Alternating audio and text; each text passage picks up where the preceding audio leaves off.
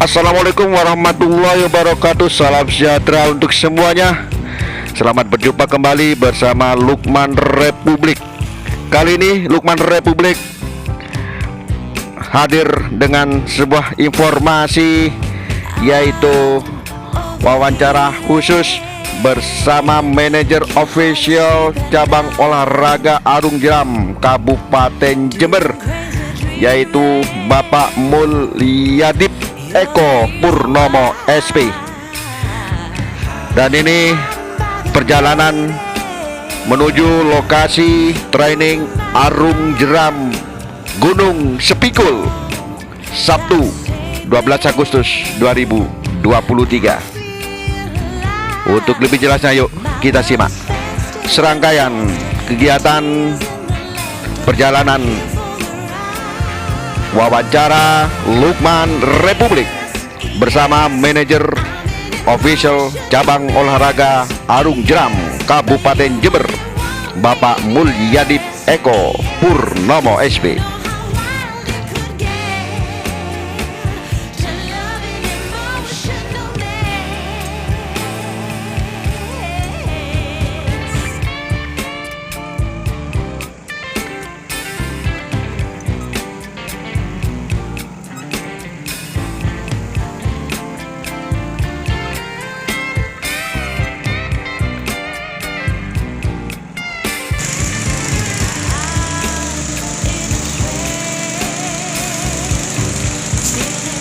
Oke.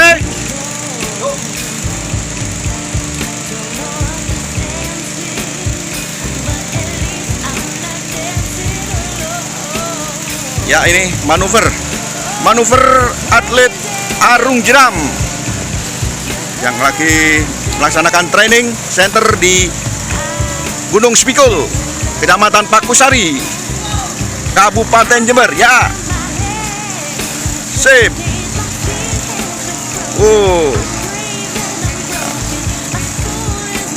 Yang berat melawan arus ini, Pak, ya? Iya. Hah? Ya, melawan arus.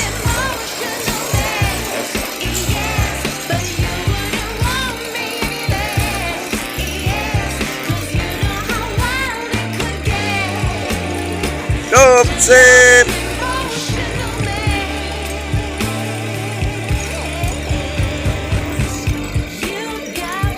Oke.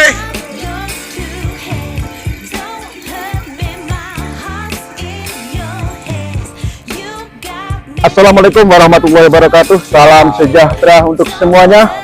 Selamat berjumpa kembali bersama Lukman Republik dari media nasional Sinopsis.co.id. Hari ini Lukman Republik ada di daerah Gunung Sepikul, yaitu sebuah tempat wisata alam yang sudah tidak asing lagi di daerah Kecamatan Pakusari, yaitu Gunung Sepikul. Dan pada siang hari ini saya ada di lokasi sungai ini, di mana sungai ini merupakan tempat training dari para atlet Arung Jeram yang ada di Kabupaten Jember. Pada siang hari ini saya ditemani oleh manajer official cabur Arung Jeram, yaitu Bapak Mulyadip Eko Purnomo. Assalamualaikum, Bapak. Waalaikumsalam warahmatullahi Ya. wabarakatuh. Sehat. Gimana kabar? Sehat, Mas. Alhamdulillah. Bagaimana sih, Pak, histori tentang Arung Jeram yang ada di Jember ini? Ini kan mungkin ini terasa baru ya, cabang olahraga baru yang ada di Kabupaten Jember. Iya, Nah, siap. historinya bagaimana, Pak? Jadi begini, Mas Lukman ya. Jadi Arung Jeram ini ibarat anak gitu baru lahir kalau di Jember. Karena kita bangun Arung Jeram di Jember itu kalau tidak salah mulai tahun 2016. Yang dalam hal ini ketua umumnya Pak Winarto. Pak Winarto. Pak Winarto. Jadi 2016 berjalan terus sampai sekarang. Lah tahun kemarin, tahun 2022, cabur Arung Jeram itu masih ekspedisi. Jadi belum dilombakan untuk merebut medali atau apapun namanya. Jadi masih eksebisi. Jadi masih uji coba. Lah tahun ini Porprov ke-8 yang notabene-nya venue kita nanti di Mojokerto, di Sungai Brantas, Sudetan yang Kemrerep itu sudah diperlombakan resmi. Dalam hal ini kita dari cabur arung jeram Jember itu kita ngikuti cuma atlet laki aja. Ya, jadi kita kirim 6 atlet, 1 officialnya kami sendiri, sehingga nanti di dalam perlombaan yang di sana itu kita ngikuti R4 dan R6. Jadi historisnya seperti itu.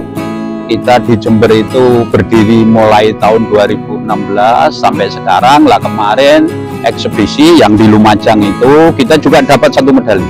Alhamdulillah. Lah sudah ya.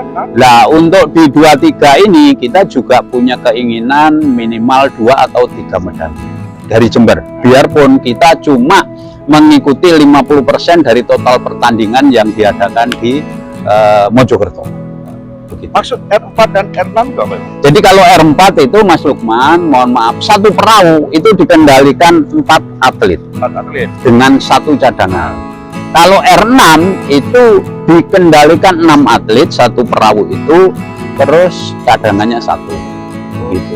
Jadi itu R4, R6 lah. Kebetulan di Porprov 8 ini tidak mengadakan R2. Tidak ada. Jadi cuma R4 dan R6 baik laki maupun perempuan. Sebenarnya potensi olahraga arung jeram yang ada di Kabupaten Jember ini dari segi olahraga dan juga dari segi pariwisata bagaimana Pak? Karena kalau melihat ini Pak, kalau melihat kita ambil contoh yang ada di Probolinggo, Songa itu ya, itu kan sangat berpotensi sekali. Ini arung jeram kalau istilahnya rafting ya, rafting itu betul. Itu sarana pariwisata yang sangat ramai dikunjungi oleh para wisatawan. Ya, jadi ketika kita ngomong rafting ada 2 sisi seperti keping mata uang. Jadi 1 kita juga jual objek wisatanya, yang kedua kita juga menilai olahraganya. Sehingga di arung jeram atau rafting ini seolah-olah kayak 2 keping mata uang. Sebelahnya itu pariwisata karena kita jual objek wisata alam, terus yang sebelahnya kita menjual olahraganya. Nah, kalau untuk di Jember kita memang kendala utama itu ketika arus sungai di Museum Kemarau itu banyak yang off sungai kita. Tapi ada sungai-sungai yang masih mengalirkan air. Contohnya di dam Bondoyudo itu bisa, itu sebagian yang jalan raya di Tanggul itu bisa. Terus ada sungai-sungai kita yang Sungai Mayang ini juga di ujungnya seperti Tempuran sampai Kota Blater itu masih bisa untuk berarung jeram di museum-museum Kemarau. Sangat potensi. Tinggal kita dan stakeholder terkait untuk mengonekkan sehingga bisa punya nilai jual seperti di tetangga baik Banyuwangi maupun Probolinggo. Sangat potensial, sangat potensial. Potensi sungai yang mirip dengan Songa Pak. Kalau Songa kan banyak jeramnya Pak. Iya. Ya. Jadi sangat tantangan sekali, menantang sekali. Untuk di Jember potensi sungai yang mirip-mirip dengan kayaknya kalau Probolinggo kayak Probolinggo Songa ketika kita musim kemarau tidak ada. Sementara ini tidak ada untuk di Jember. Tapi untuk musim hujan bisa. Cuma kita harus ada warning yang harus kita patuhi ketika musim hujan. Karena di olahraga arung jeram dan di rafting itu ada SOP tertentu yang memang kita harus penuhi. Jadi ketika curah hujan sekian mili atau sekian lama, berapa jam gitu, memang ada hal-hal tertentu yang tidak boleh kita langgar. Nah, terutama masalah arus tadi Mas, di arung jeram itu ada grade 1 sampai 6. Jadi grade 1, grade 2 itu kita pemula itu bisa. Tapi ketika grade 3 ke 4 minimal sudah berarung jeram beberapa kali. Nah, untuk grade 5, grade 6 apapun alasannya tidak bisa untuk berarung jeram, apalagi untuk dikonsumsikan atau istilahnya dipasarkan ke teman-teman pengunjung nggak bisa. Jadi untuk grade 6, grade 5 itu tanda kutip betul-betul tidak boleh kecuali bagi kita-kita yang sudah profesional begitu. Ya kalau di Jember untuk sementara ini kan tempat ini Pak juga sekaligus bisa mempromosikan itu ya apa? Bisa. Gunung Sepikul. Ya, jadi kalau di Jember Mas, untuk dam talang itu bisa, sebagian Mayang sampai Pringtali sampai Tempuran Kota Blater bisa, biarpun kemarau. Dan kemarin kita juga ngadakan pelatihan di Desa Klungkung yang notabene-nya ketika musim hujan arusnya kenceng. Bisa. Terus di Glagawero juga bisa. Tapi ketika, mohon maaf, musim kemarau kita harus nyari sungai-sungai yang memang betul-betul arusnya lumayan, karena tujuan utama Arung Jeram ini harus sungai-sungai yang berjeram. Ya, berjeram. Jadi itu. Untuk di Jember saya kira oke-oke saja. Ketika kemarau kita juga harus banyak pilihan, terutama di Mayang dan tembus ke Tempuran itu bisa, masih bisa. Perkembangan Arung Jeram yang ada di Indonesia, terutama di Jawa Timur, bagaimana perkembangan? Kalau Arung Jeram di Indonesia, Jawa Barat itu oke, DKI oke, Aceh oke, terus Jogja juga oke. Nah, sekarang di Jember atau khususnya Tapal Kuda itu sudah mulai menggeliat. Nah, jadi Jawa Timur di tingkat nasional juga masih dibertekan. Tapi biasanya untuk cabur Arung Jeram itu Jawa Barat, Aceh, terus Jogja itu memang sudah punya nama di atas. Jadi kita sementara yang di Jawa Timur khususnya Tapal Kuda memang sudah mulai geliat Mas. Lumajang sudah mulai oke, Banyuwangi berangkat lebih awal, terus di Jember juga sudah oke. Tinggal kita mensupport aja sehingga bisa berkembang dan berkelanjutan. Saya kira itu. Adapun jenis-jenis olahraga Arung Jeram ini Pak, untuk Jember kira-kira jenis apa yang bisa diikuti, jenis-jenis yang dilombakan dalam olahraga Arung Jeram? Jadi yang pasti tim kita nanti mengikuti R4, R6, terus di sprint itu kita berarung jeram jarak pendek dengan kecepatan. Terus yang kedua kita juga ngincar di head to headnya. Head to head itu kita diturunkan 2 tim ya, yang timernya nomor 2 atau timernya belakangan itu gugur. Terus yang timernya pertama atau nyampe dulu itu nanti secara berkelanjutan dilombakan lagi. Terus lagi iya betul. Oke, jadi kalau di head to head itu 2, 4, 8, 16 begitu dan seterusnya lah. Nanti dari yang juara per start itu nanti diketemukan lagi. Terus kalau slalom itu jarak pendek tapi dengan melewati beberapa rintangan. Ya ini dibutuhkan skill yang agak lumayan tinggi. Makanya kita dari Arung Jeram Jember itu punya incaran di sprint jarak pendek dengan kecepatan tinggi. Terus yang kedua di head to head. Terus yang ketiga ada yang keempat DRR. DRR juga berarung jeram dengan jarak jauh, kurang lebih pengarungan sekitar 60 menit. Itu juga jadi incaran kita. Gitu. Nah, Arung Jeram ini yang pasti membutuhkan skill yang tinggi Pak ya.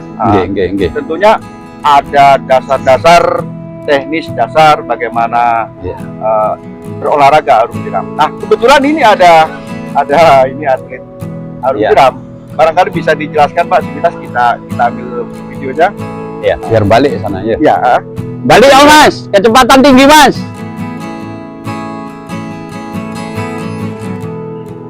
Biasa Pak. Iya, jadi ini kita latihan sprint Mas. Sprint itu jarak pendek dengan kecepatan tinggi.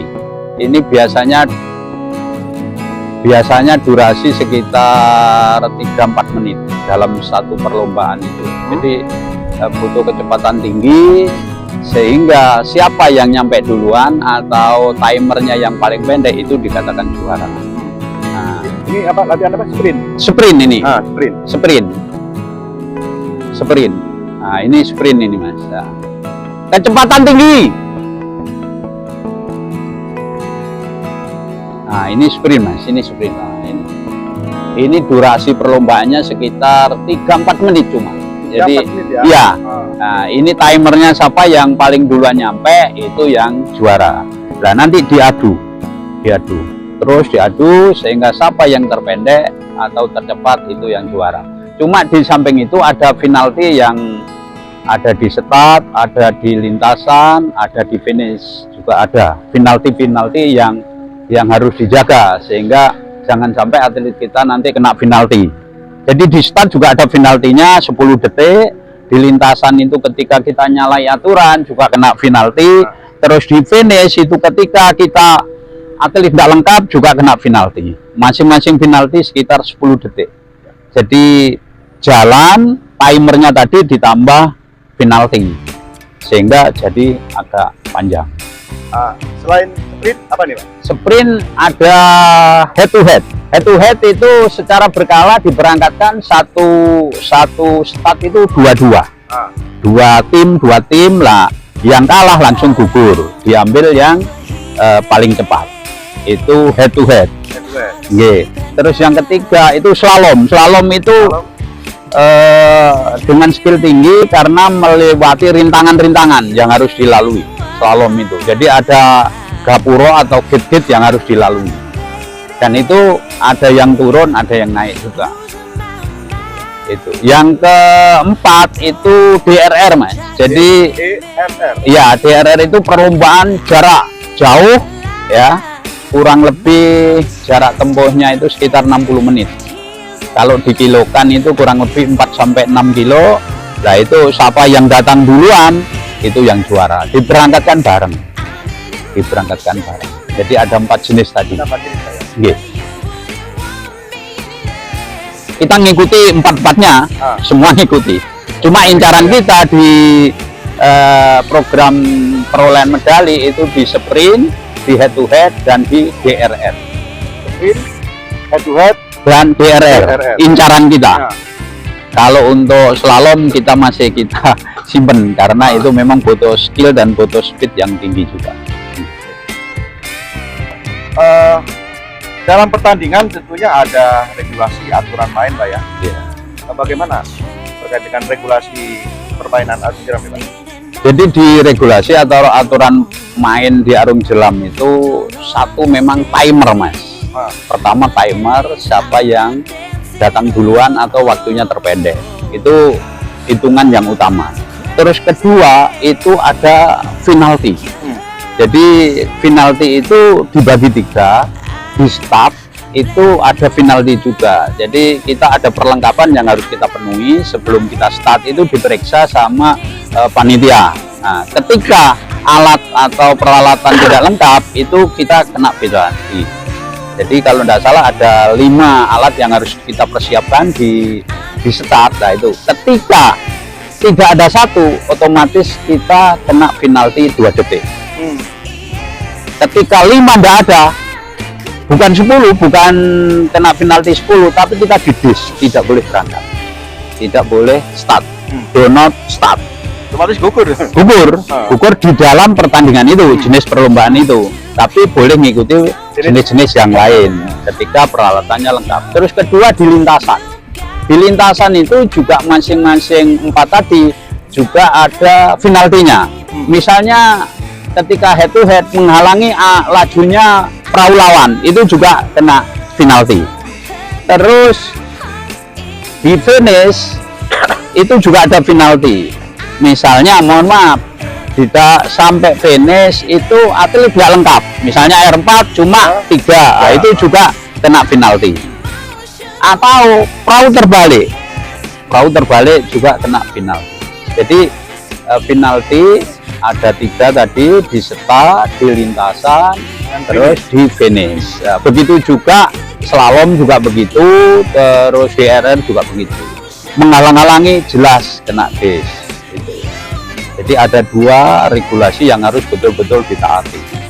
1 di start, 2 di lintasan, yang ketiga di finish. Yang pertama tadi di peralatan itu harus dipenuhi. Jadi peralatannya itu satu peluit, harus bawa peluit. Kedua, maaf, ada flip-lin. Ketika perahu terbalik, kita bisa membalikkan, itu ada. Terus ketiga, ada throwback. Throwback itu tali lempar. Nah, keempat, mohon maaf, harus pakai sepatu atau sandal gunung. Itu syarat-syarat yang harus dipenuhi. Ada 5 item tadi. Nah, itu harus dipenuhi. Ketika tidak ada, kena penalti. Dan penaltinya ketika 5 alat masing-masing 2 detik. Jadi 4 tidak ada, berarti ketambahan penalti 8 detik. Ketika 5 tidak ada, bis tidak boleh berangkat, do not start, tidak boleh start. Itu. Terima kasih kesempatannya Pak ya. Sama-sama Mas, semoga pembicaraan kita atau wawancara kita ini menjadikan Arung Jeram lebih maju. Terima kasih. Demikian wawancara Lukman Republik dari media nasional Sinopsis.id bersama manajer official cabang olahraga Arung Jeram Kabupaten Jember, yaitu Bapak Mulyadip Eko Purnomo. Selanjutnya kami ingin mewawancarai dengan atlet Arung Jeram yang kebetulan juga melaksanakan training pada siang hari ini. Ya, Assalamualaikum Pak Jumran. Waalaikumsalam Pak. Apa sih Mas tujuan punya ikut atlet Arung Jeram ini Mas? Oke, kalau tujuan saya Pak ya jelas ini untuk sarana olahraga juga Pak. Yang kedua, Arung Jeram itu seru sekali Pak. Seru sekali, apalagi ketika kita pengarungan. Jadi sangat recommended untuk teman-teman bermain Arung Jeram ini. Setelah itu kita kan di sini dari teman-teman perkuliahan Pak. Siapa tahu dari Arung Jeram ini kita bisa untuk kelanjutannya di kehidupan kami nanti, seperti itu Pak. Asik itu Pak ya. Asik sekali Pak, asik sekali. Salah satu olahraga yang Mengasihkan, ekstrim tapi juga seru. Pasti menagihkan juga Pak. harapannya Pak dengan adanya training center ini apa? Harapannya yang pasti semoga kita bisa mendapat medali Pak untuk nama Padi Jember sekaligus Kabupaten Jember, seperti itu, agar kita bisa membanggakan nama Jember melalui Federasi Arung Jeram Indonesia Pengcap Jember, seperti itu Pak. Karena dulu akan mendapatkan perhatian lebih dari pemerintah ya. Betul, supaya Padi ini tetap didukung ke depannya. Oke, matur nuwun. Sami-sami Pak, sami-sami. Yes. Demikian wawancara Lukman Republik media nasional Sinopsis.id bersama atlet Arung Jeram yaitu Muhammad Imron Awaludin. Sampai jumpa lagi dengan informasi yang lain. Demikian informasi Lukman Republik. Sampai jumpa lagi dengan informasi yang lain. Jangan lupa dulur-dulur like, comment, and subscribe. Matur nuwun. Assalamualaikum warahmatullahi wabarakatuh. Salam sejahtera untuk semuanya. Sampai jumpa lagi.